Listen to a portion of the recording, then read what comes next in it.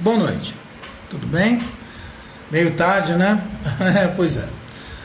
Mas assim, quando você sofre de insônia alguns dias, ou fica indignado com alguma coisa, assim que isso fica confirmado, então vale a pena fazer uma live essa hora, ok? Até porque eu tenho percebido também que a gente faz a live e uma série de pessoas acabam vendo a gravação horas depois. Então tá valendo, tá certo? E obviamente que esse shot, esse tiro certeiro sobre algum assunto, eu vou falar com vocês a respeito da decisão do Supremo Tribunal Federal em relação à prisão ou não, mandar o sujeito para prisão ou não, para reclusão, quando ele é declarado culpado em segunda instância. Então veja bem, para esclarecer bem as coisas, funciona assim. Quando um criminoso, quando um acusado, não é criminoso, quando um acusado sofre um processo e fica claro para o juiz de primeira instância que ele é culpado, que tem provas documentais suficientes, tem testemunha para mandar o cara para a prisão, para ficar recluso, ele dá a sentença. Até aí o cara não foi preso ainda. Quando chega na segunda instância, o Tribunal de Justiça, ou se for o caso, um outro tribunal, confirma aquilo. Olha para a situação, pega o processo, verifica as provas, consulta as provas, estuda o processo, olha para as evidências, verifica as testemunhas e fala, não, realmente eu não tenho mais dúvida. Existe o quê? A pessoalidade, realmente foi o sujeito? Foi. A materialidade, tem provas documentais de que foi ele que fez? Tem.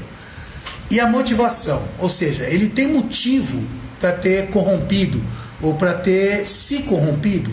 Tem. Então você tem os três elementos para simplesmente transformar o sujeito num criminoso perigoso para a sociedade. Principalmente quando o crime é o quê? Colarinho branco, né? Lavagem de dinheiro, corrupção. Porque ao contrário de um tiro numa pessoa, a corrupção mata milhares de pessoas que não têm acesso à saúde, prostituição infantil que não é coberta, né? Por quê? Porque esses vagabundos estão levando o nosso dinheiro. Simples assim.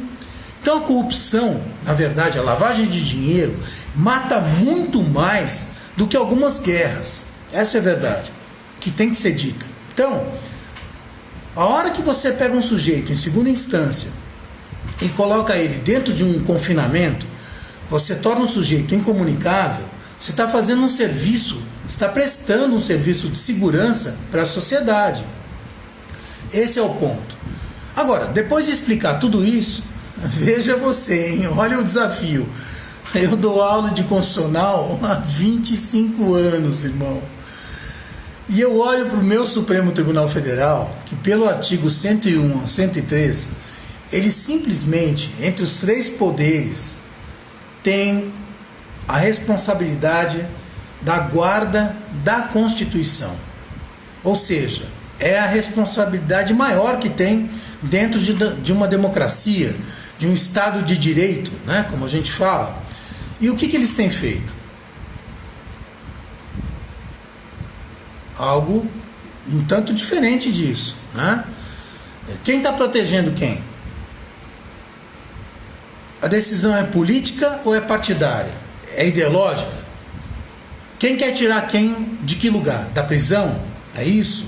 Então vamos começar a colocar todo mundo que todo mundo que está processado em segunda instância, cujo processo é pacífico, o cara é traficante, o cara faz tráfico de influência, o cara é corrupto, o cara é safado, tá provado, tem documento, tem testemunha, tem tudo isso.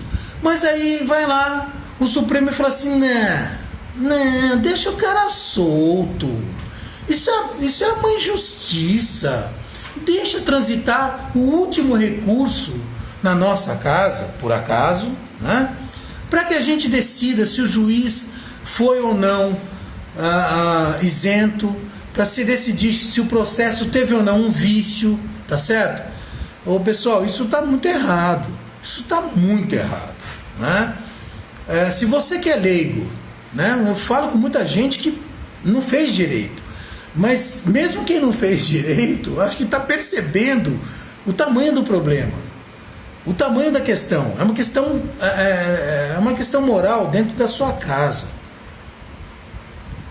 Eu costumo dizer que o processo ele nasceu dentro da nossa casa. Nosso filho peticiona para a gente contesta, ele recorre, e normalmente recorre para os avós, né? Porque a segunda instância sempre é mais maleável. Não é. Então, só que não. Na justiça não deve ser. Ela vai abrandar aquilo que deve e ela vai também agravar aquilo que deve. Por exemplo, o ex-presidente Lula teve, pelo Tribunal Regional Federal, segunda instância, uma pena agravada, aumentada, por conta de reconhecerem que realmente ele era culpado e concorria para outros crimes. Perfeito. E eu não estou falando só por ser o Lula. Qualquer um. O Cabral, seja quem for. Não interessa o cargo. Interessa a evidência que você tem do cometimento do crime. Ponto. E agora a gente vê o quê? Gente, numa boa. Não entendi nada. Olha que eu estudo constitucional há muito tempo, eu escrevo sobre isso no Instituto Milênio, já escrevi para o Estadão, já escrevi para a Folha, Correio Brasiliense. Numa boa, eu acho que eu não sou o bambambam, mas assim, eu tenho conhecimento científico suficiente para falar o que eu estou falando. A irresponsabilidade do Supremo Tribunal Federal nessa decisão, ela é tão absurda, ela é tão imensa, ela vai muito além da prisão ou não, soltar ou não o Lula, ela vai muito além. Pensem em milhares de processos em que sujeitos criminosos estão presos e vão ser soltos por conta dessa decisão do Supremo. Sabe? Não é um tribunal não pode se colocar a serviço de uma pessoa, não interessa quem seja, em detrimento de um país. E é exatamente isso que está acontecendo. Então, não é uma revolta em prol do presidente eleito, nada disso. Eu não estou aqui falando a favor de quem foi eleito, nada disso. Estou falando a favor da cidadania. Estou falando a favor do moral, da ética, do que a gente quer transmitir entre nós mesmos, para os nossos filhos e etc. Né? É disso que eu estou falando, tá bom? Então, obviamente, eu estou enjoado, estou nauseado, estou realmente, é nojento. O que foi decidido hoje é nojento. E não se iludam. O mundo todo está olhando para isso. Se a gente já era visto nos filmes como o país da impunidade, hoje então eu não tenho adjetivo para usar. Impunidade é muito pouco. É o país da vergonha, é o país do nojo, é o país do judiciário conivente, é o país do judiciário criminoso. Tá bom? É isso. Então, assim, uma boa noite para vocês. Beijo e um abraço.